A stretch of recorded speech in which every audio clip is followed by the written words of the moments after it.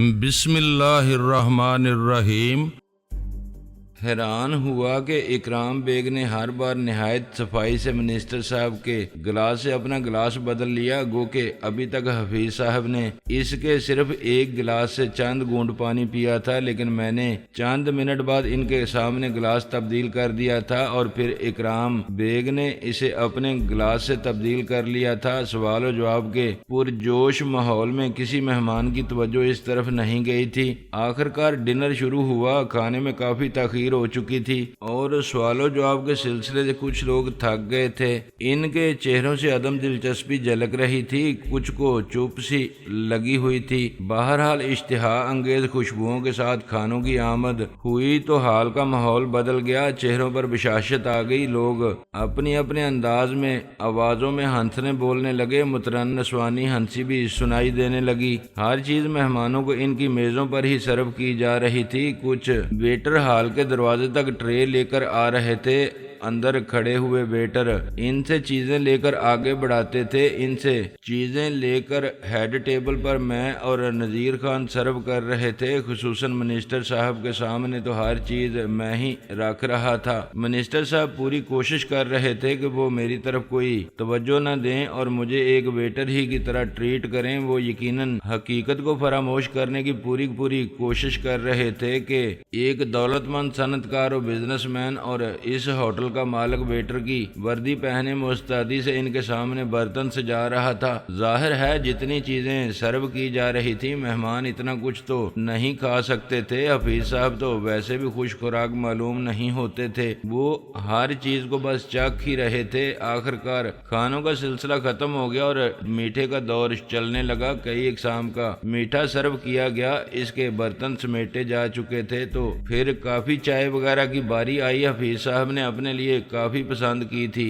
اکرام bag نے میری ہدایت پر عمل کرتے ہوئے حفیظ صاحب سے اپنے برتن تبدیل کرنے کا سلسلہ جاری رکھا تھا۔ ہم تینوں اس ضمن میں خواہ مخواہ ہی اندیشے محسوس کر رہے تھے کہ کوئی یہ حرکت دیکھے گا تو کیا سوچے گا۔ کسی نے بھی اس سلسلے میں کوئی نوٹس نہیں لیا۔ اگر کسی نے اکرام بیگ کو تواتر سے یہ سب کچھ کرتے ہوئے دیکھ بھی لیا تھا تو اس نے اس کا اظہار نہیں کیا تھا۔ اس طبقے کے مہمانوں کو غالباً اندازہ تھا کہ حفاظتی اقدامات کے طور پر اس قسم کی حرکتیں کی جاتی ہیں۔ کسی نے بھی اس سلسلے میں کوئی سوال نہیں کیا۔ چائے کافی کا دور ابھی چل رہا تھا۔ میں ایک بار پھر حفیظ صاحب کے پیچھے جا کھڑا ہوا۔ اسی اثناء میں ایک ویٹر ایک ٹرے میں چند خوبصورت اور منعکس چوبی صندوقچے اٹھائے حال میں آیا۔ یہ سگریٹوں اور سگاروں کے صندوقچے تھے۔ سگریٹوں کے چند صندوقچے تو اس نے تھوڑے فاصلے پر ہیڈ ٹیبل پر سجائے، لیکن سگار باکس سے ایک سگار نکال کر ہر مہمان کے عین سامنے تشتری میں رکھنے لگا۔ وہ حوانہ کے بہترین سگار تھے۔ ہر سگار نہایت خوبصورتی اور عمدگی سے سیلوفین میں پیک شدہ تھا۔ اعلیٰ درجے کے سگار پینے کے تقریباً تمام شوقین یہی برانڈ پیتے تھے۔ حفیظ صاحب بھی یہی پیتے تھے۔ جو لوگ سگار نہیں پیتے تھے ویٹر نے ان کے سامنے بھی بہرحال ایک سگار سجا دیا۔ اکرام بیگ نے ایک نئے منگوائے ہوئے برتن سے کافی انڈیل کر چسکیاں لینے میں مشغول رہا۔ اس نے سگاروں اور سگریٹوں کی طرف توجہ نہیں دی۔ میں نے اسے حفیظ صاحب سے کھانے پینے کی ہر چیز تبدیل کرنے کا مشورہ دیا تھا، لیکن اس میں سگریٹ یا سگار کا کوئی ذکر نہیں آیا تھا۔ شاید اس لیے اس نے ان کی طرف کوئی خاص توجہ نہیں دی تھی۔ ایک وجہ شاید یہ بھی رہی ہو کہ وہ خود اسموکر نہیں تھا۔ میں نے خود بھی سگاروں کو زیادہ اہمیت نہیں دی تھی۔ میں اس ویٹر کو باقی میزوں پر بھی سگریٹ اور سگار سجاتے دیکھتا رہا۔ اچانک میرے ذہن میں چھناکا سا ہوا۔ سگریٹ اور سگار، یہ گویا اس ڈنر کا آخری آئٹم تھا۔ اب تک ہم بہت مستعد، بہت ہوشیار رہے تھے، سب کچھ ٹھیک ٹھاک معلوم ہو رہا تھا، لیکن آخر میں آ کر ہم نے اپنے آپ کو کچھ ڈھیلا سا چھوڑ دیا تھا۔ درندہ عام طور پر اپنے شکار کو اس وقت دبوچتا ہے جب وہ گرد و پیش سے ذرا بے پرواہ ہو جاتا ہے۔ حادثہ عام طور پر وہاں پیش آتا ہے جہاں ڈرائیور سمجھتا ہے کہ اب راستہ راستہ صاف ہے اور وہ اپنے آپ کو کچھ ڈھیلا سا چھوڑ دیتا ہے۔ میری ساتویں حص میرے اعصاب میں کچھ کھٹکا سا پیدا کر رہی تھی، جیسے کوئی بند پڑا ہوا ٹیبل کلاک اچانک ہی ٹک ٹک کرنا شروع کر دے۔ میں نے اپنے آپ کو مضطرب محسوس کیا۔ آخر کار میں رہ نہ سکا۔ حفیظ صاحب کے سامنے سے میز صاف کرنے کے بہانے میں نے آگے بڑھ کر چیزیں ہٹانی شروع کی۔ اس وقت تک حفیظ صاحب کافی ختم کر چکے تھے اور غالباً سگار کی طرف ہاتھ بڑھانے کا ارادہ کر ہی رہے تھے۔ ان کی نظر بتا رہی تھی کہ وہ سگار میز سے اٹھانے ہی والے ہیں، لیکن میز سے برتن سمیٹتے اور میز پوش صاف کرتے ہوئے اسی لمحے میرا ہاتھ سگار سے ٹکرایا اور وہ نیچے جا گرا۔ اوہ، میں معافی چاہتا ہوں سر، میں نے نہایت عاجزانہ لہجے میں کہا۔ میں ان کے عقب سے دائیں طرف سے ان کے اور اکرام بیگ کے درمیان کھڑے ہو کر میز صاف کر رہا تھا۔ بظاہر میں سگار اٹھانے کے لیے جھکا، لیکن اسی دوران میں نے حفیظ صاحب کے کان میں سرگوشی کی، کوئی سگار مت پیجیے گا، اپنا بھی نہیں۔ میں نے محسوس کیا کہ ایک ثانیے کے لیے حفیظ صاحب کے جسم میں تناؤ آ گیا۔ انہیں سگار پینے سے باز رکھنا ویسے ہی ان کے لیے آزمائش سے کم نہیں تھا، اور اس وقت تو ظاہر ہے اس ہدایت کا ایک خاص ہی مقصد تھا جو انہیں چونکا دینے کے لیے کافی تھا۔ تاہم انہوں نے یہ ظاہر نہیں ہونے دیا کہ انہیں کوئی جھٹکا لگا ہے۔ وہ ذرا بائیں طرف جھک کر ایک سفید فام مہمان سے باتیں کرنے لگے۔ میں نے سگار میز کے نیچے سے اٹھا کر جیب میں ڈال لیا۔ سیدھا کھڑا ہونے کے بعد میں نے دیکھا کہ میزوں پر سگریٹیں اور سگار سجانے والا ویٹر ہال سے باہر جا چکا تھا۔ میں اس کے پیچھے لپکا، تاہم میں نے مہمانوں کو یہ احساس نہیں ہونے دیا کہ میں عجلت میں ہوں۔ مجھے یاد تھا کہ اس ویٹر کے سینے پر آویزاں بیج کے مطابق اس کا نمبر 19 تھا اور وہ ایک لمبا ترنگا سرخ و سفید نوجوان تھا۔ باہر راہداری میں وہ مجھے کہیں نظر نہ آیا۔ میں نے ہوٹل سیکیورٹی کے ایک آدمی سے پوچھا، 19 نمبر کہاں ہے؟ ابھی باہر آیا تھا۔ اس نے راہداری کے اختتام کی طرف اشارہ کیا۔ میں لپک کر وہاں پہنچا۔ دائیں ہاتھ پر ایک قطار میں چند سویٹ تھے، بائیں ہاتھ پر ویٹروں کی وردیاں اتارنے اور سنبھالنے کے ایک کمرہ تھا۔ ایک پولیس آفیسر تعینات تھا۔ میں اس سے پوچھا، 19 نمبر ویٹر کس طرف گیا ہے؟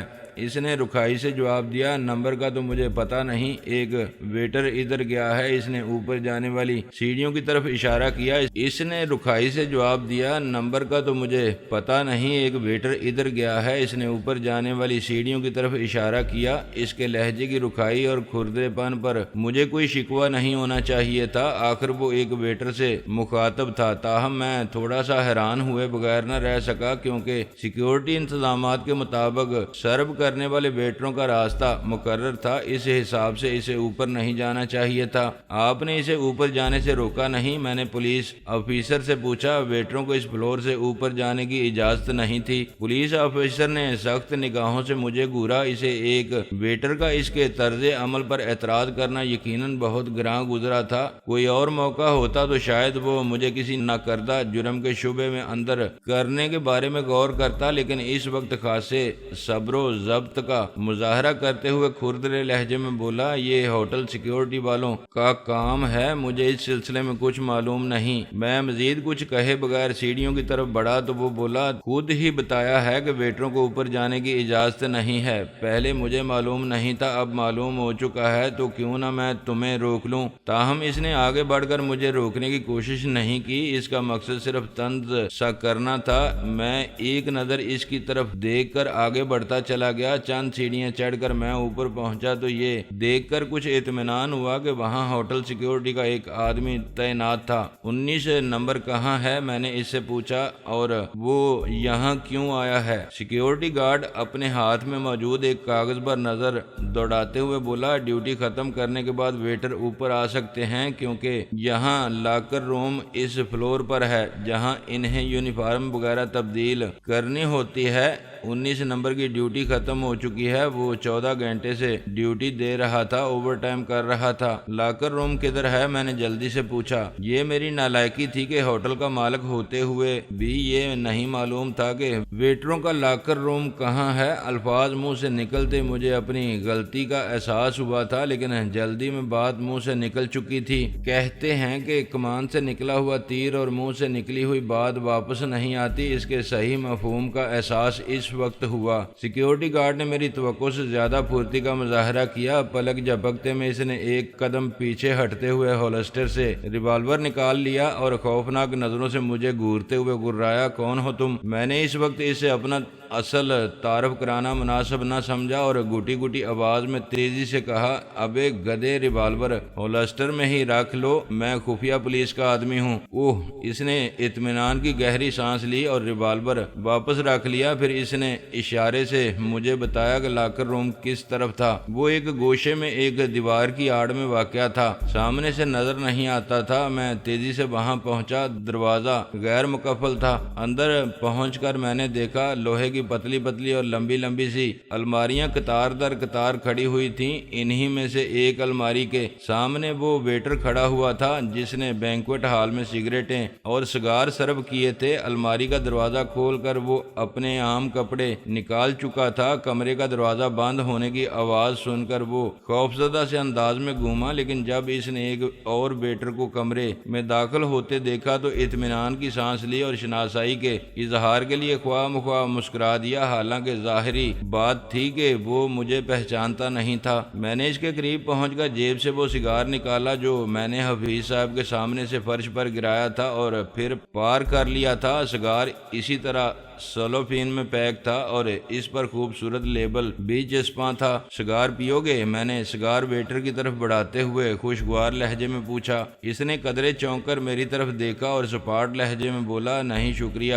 میں سگار یا سگریٹ وغیرہ نہیں پیتا، لیکن میں چاہتا ہوں تم اسے ضرور پیو۔ میں نے ٹھہرے ٹھہرے لہجے میں کہا، یہ بہت خاص قسم کا سگار ہے، یہ تم نے فارن منسٹر صاحب کے عین سامنے رکھا تھا۔ اس کے لیبل پر میں نے بروقت ایک باریک سا نشان دیکھ لیا تھا جو بظاہر لیبل کے ڈیزائن کا ہی ایک حصہ نظر آ رہا ہے۔ اس سے یقیناً تمہیں بہت آسانی رہی ہوگی۔ کس بات کی آسانی؟ اس نے انجان بنتے ہوئے ذرا سخت لہجے میں پوچھا۔ یہی کہ کون سا سگار خاص طور پر حفیظ صاحب کے سامنے رکھنا ہے۔ تدبیر واقعی عمدہ تھی، اس طرف تو کسی کا دھیان جا ہی نہیں سکتا تھا، غلطی کا بھی کوئی امکان نہیں تھا، کامیابی یقینی تھی۔ حفیظ صاحب سگار کے زبردست رسیا ہیں، اپنا مخصوص برانڈ دیکھ کر وہ سگار پیے بغیر رہ ہی نہیں سکتے تھے، اور یہ ایک ایسی چیز تھی جس کے بارے میں منسٹر صاحب کو یا اکرام بیگ کو کوئی ہدایت بھی نہیں دے سکا تھا۔ میرا خود بھی اس طرف دھیان نہیں گیا تھا۔ ویٹر الماری کی طرف پشت کیے ساکت کھڑا تھا، سادہ کپڑے اس کے ہاتھوں میں تھے، اس کی آنکھوں میں ہلکا سا خوف نمودار ہو چکا تھا، لیکن بظاہر وہ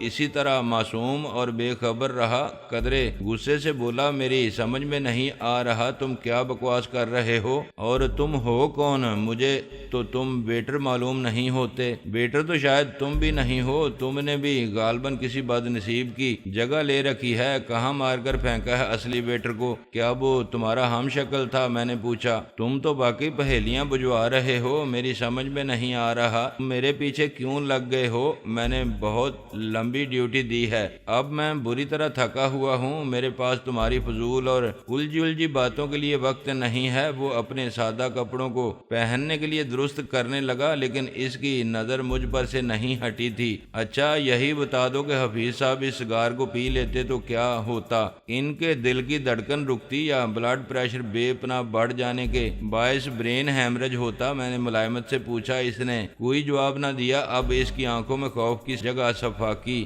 نمودار ہو رہی تھی۔ میری نظر اس کے چہرے پر جمی ہوئی تھی، میں اس کے چہرے پر یا آنکھوں میں نمودار ہونے والی ان خفیف تبدیلیوں سے بے خبر نہیں تھا۔ وہ خاموش رہا تو میں نے پوچھا، اس سگار میں جو زہر شامل کیا گیا ہے انسانی جسم میں غالباً اس کا سراغ لگانا ناممکن ہوگا۔ اس نے میرے اس سوال کا بھی کوئی جواب نہیں دیا تو میں نے کہا، اچھا کم از کم اتنا ہی بتا دو کہ کس نے تمہاری خدمات حاصل کی تھیں، کب اور کس طرح تم ویٹروں میں شامل ہوئے تھے؟ وہ خاموش رہا تو مجھے احساس ہوا کہ میں خواہ مخواہ وقت ضائع کر رہا تھا۔ ظاہر ہے اس قسم کی حرکتوں میں ملوث ہونے والے اگر اتنی آسانی آسانی سے سوالوں کے جواب دینے لگیں تو بڑی بڑی گتھیاں پلک جھپکتے میں کھلنے لگیں۔ میری نظر اس کے چہرے پر تھی، لیکن میں یہ بھی دیکھ رہا تھا کہ وہ ایک ہاتھ میں پکڑے کپڑوں کی آڑ میں دوسرا ہاتھ نہایت آہستگی سے اپنی دانست میں میری بے خبری میں اپنی چوڑی بیلٹ کی طرف بڑھا رہا تھا جو اس کی کمر کے گرد بش کوٹ کے اوپر ہی بندھی ہوئی تھی۔ میرا خیال تھا کہ اس کے پاس کوئی ہتھیار موجود نہیں ہوگا، کیونکہ سیکیورٹی پر مامور سرکاری آدمیوں کے علاوہ